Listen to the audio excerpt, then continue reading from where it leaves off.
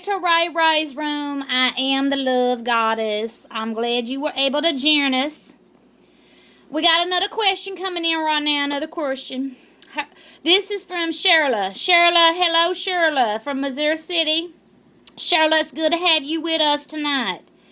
Shirla from Missouri City, straight up, wants to know, how do you keep it fresh on a budget at that time of month? Well, Shirley, I got you an answer. The answer to this is, what you need to do is you need to go down to the corner of Crenshaw and Martin Luther King. Up in the corner, there's a little snacky shack. Up in the snacky shack, it's owned by Muhammad Al-Qaeda. He be working up on there. You go in the stair. You go to the bathroom. Well, first, you have to buy something, because Muhammad ain't going to let you in the bathroom if you ain't going to buy us anything.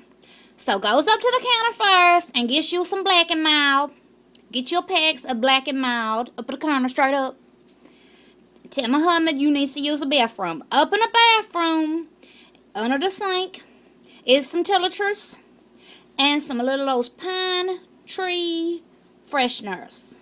He uses them for the vents to keep it fresh, but I don't know why it don't smell fresh. It smells like a bunch of pig feet and some camels up in there. I don't know what. Just saying. Just saying. Just jokes. Just saying. But anyways, after you get you some of them fresheners, what you do is you goes back to your house. You take about 4 of them, because, you know, we's on a budget and we needs a little help sometimes. That's not stealing, because they's in the bathroom, right? I'm just saying, that's not stealing. So you put a couple up in your booty pockets, and the next time Leroy Verges comes up to you and say, girl, you smell fresh as a pine tree, you say, I sure do.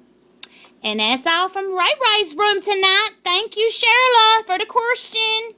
Thank you for calling in for the question. Take it out, JT.